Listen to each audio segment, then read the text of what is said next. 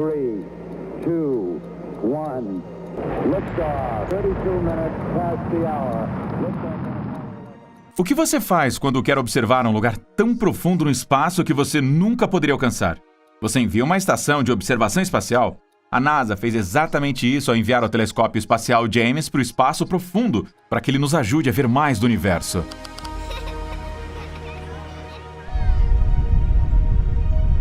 There are no limits to the human spirit. I thought I would see the end of physics, but now I think the wonder of discovery will continue long after I am gone.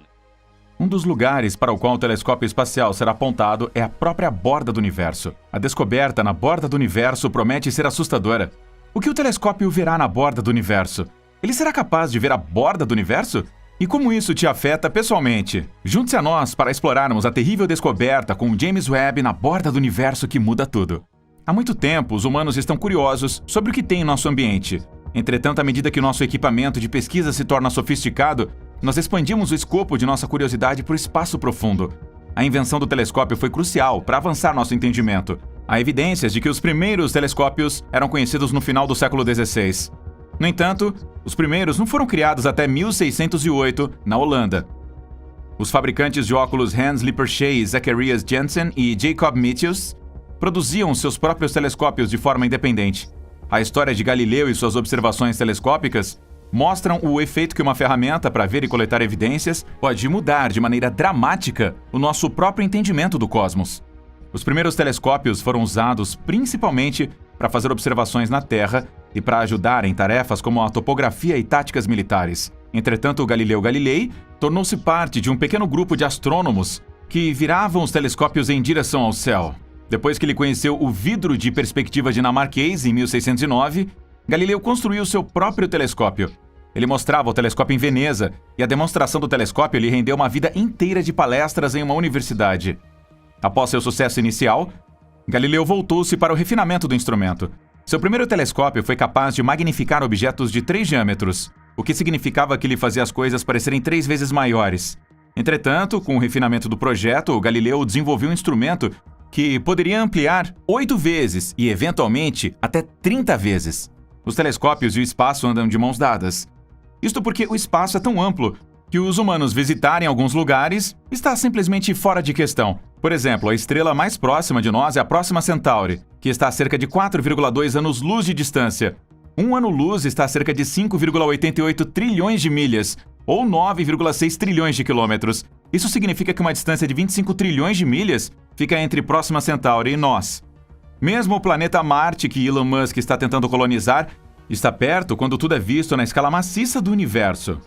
Os voluntários terão que suportar meses e meses de viagem pelo espaço antes de aterrissar em Marte para continuar vivendo suas vidas.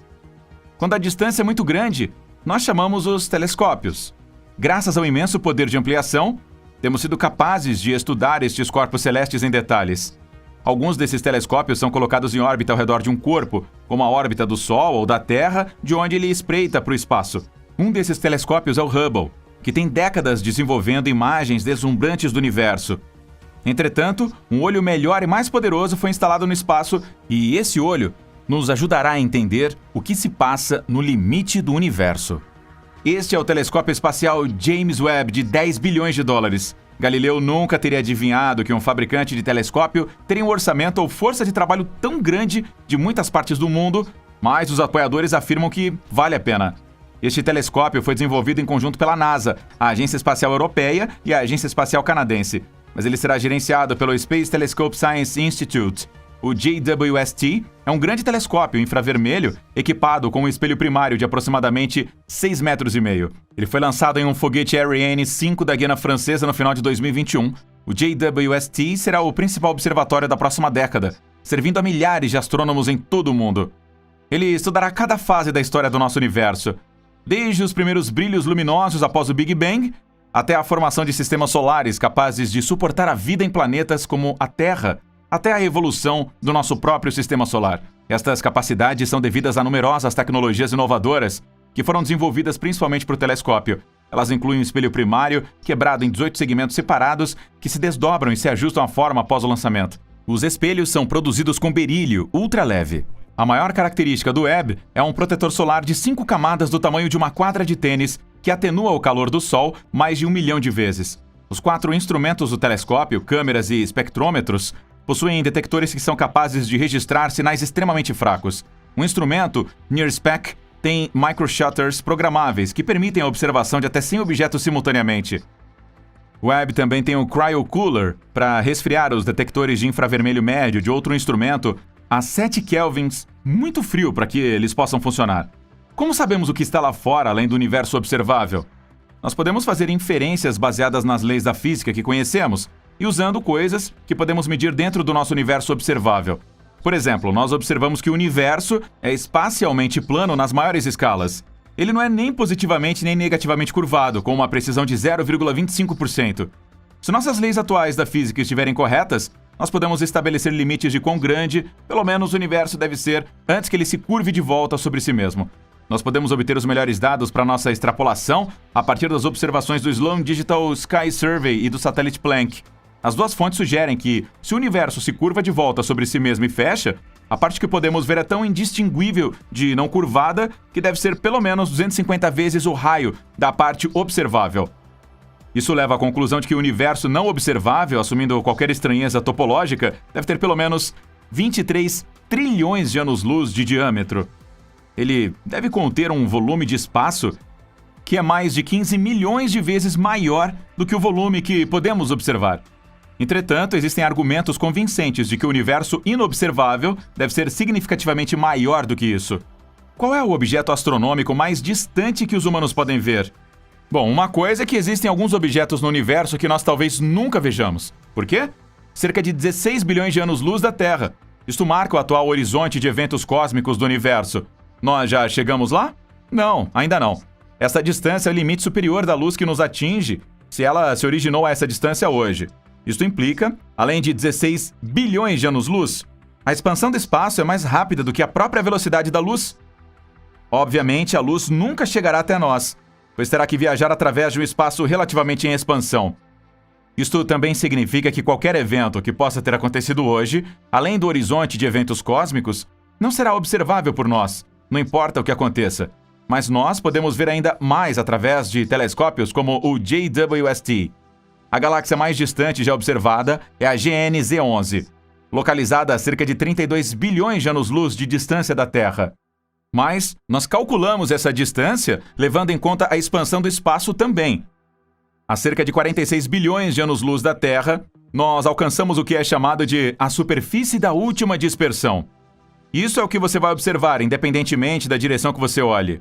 A superfície da última dispersão é como uma esfera uniforme de névoa, da qual os primeiros fótons de radiação cósmica de fundo de micro-ondas vieram após a recombinação e o desacoplamento dos fótons. Ao contrário do nome, é a origem da primeira dispersão de luz, mas a última do que podemos observar. Esta é finalmente a borda do universo? Um sim e um não. Tecnicamente, este é o ponto mais distante no espaço e o mais distante no tempo que podemos observar. Isso essencialmente forma a borda do universo observável. O que está mesmo além disso é o que é conhecido como o universo opaco. Isto marca o limite do que podemos observar, mas não o que podemos imaginar. Agora, vamos até mesmo além da borda do universo observável. O que pode existir lá? Todo esse tempo, nós só exploramos o que existia em um ponto no espaço em um passado distante. Uma questão mais inimaginável seria: o que poderia existir lá no presente?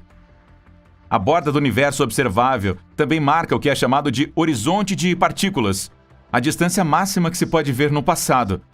Tudo o que vimos até agora foi da perspectiva de manter a Terra no centro e escalar o tempo para o passado com a distância.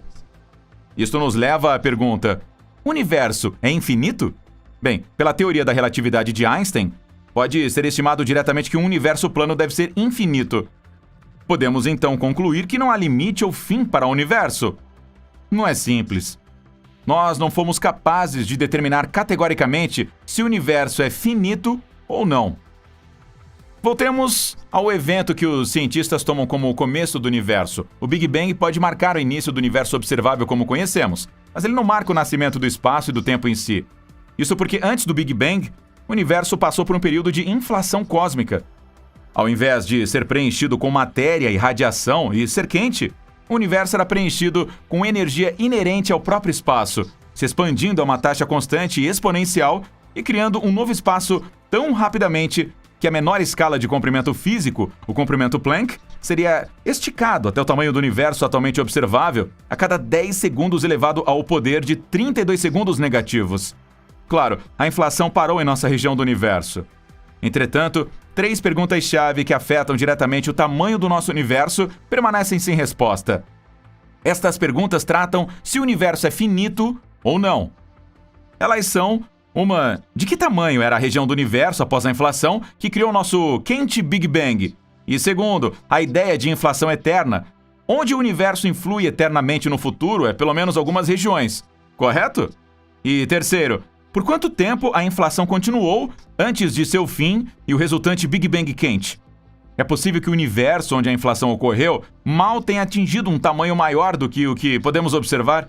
Talvez, a qualquer ano a partir de agora, a evidência de um limite para onde a inflação ocorreu se materialize e nós teremos que ajustar a nossa percepção do universo novamente. Mas é apenas possível que existam muitos universos por aí como o nosso, seguindo as mesmas leis da física e tendo os mesmos tipos de estruturas físicas cósmicas. Isso levanta a possibilidade tentadora de vida complexa em um dos numerosos mundos lá fora. Também deveria haver um tamanho e escala finitos para bolha, na qual a inflação acabou, e um número exponencialmente maciço de tais bolhas contidas dentro de um espaço de tempo maior e inflável. Mas então, como é a borda do universo? Você já deve ter ouvido falar de outras ideias e provavelmente riu delas. Entretanto, se ao menos elas pudessem explicar e aplicar a teoria da superfície plana ao universo como um todo ao invés da Terra, eles poderiam estar certos. Se você está achando difícil imaginar o universo como um terreno plano, a ideia de um universo geometricamente plano e infinito é apoiada pela teoria da relatividade geral de Einstein, que diz que a velocidade da luz permanece constante, não importa quanto tempo espacial se torna deformado devido à atração gravitacional de objetos como estrelas ou buracos negros. E por essa razão faz mais sentido, já que a quantidade total de universo existente é definida por um horizonte de eventos, uma fronteira pela qual nenhuma luz pode escapar, que está constantemente se expandindo em todas as direções a uma velocidade notavelmente mais rápida do que a velocidade da luz. A borda do universo é definida por algo chamado horizonte de partículas, que é similar ao horizonte de eventos de um buraco negro, embora invertido. Entretanto, uma coisa é importante que você entenda, que a borda do universo não existe da forma que você possa pensar que ela existe. Como? Bem, você pode assumir que a borda do universo é um ponto no qual você pode virar e ver uma visão ampliada de tudo, ou seja, de cada galáxia, cada planeta, cada estrela e assim por diante. Mas esta provavelmente não é a maneira correta de abordar este conceito, pelo menos não de acordo com o espaço. O que explica que, mesmo que você estivesse para alcançar a borda, simplesmente haveria mais universo. A teoria sugere que este não é necessariamente um problema que pode ser resolvido imaginando a totalidade do universo como alguma forma de objeto ou ponto de observação. Ele simplesmente é. Ao invés disso, imagine que você fosse capaz de sair do universo e segurar a totalidade do seu conteúdo em sua mão. O que você terá em suas mãos? O que você provavelmente teria é um objeto em forma esférica que permanece do mesmo tamanho em suas mãos, mesmo que o conteúdo dentro dele mude de lugar. Mas como o universo é autossuficiente, nós nunca poderíamos realmente tomar uma consciência de um exterior, pelo menos não sem uma viagem interdimensional. Vamos ouvir como você acha que é a borda do universo na seção de comentários abaixo.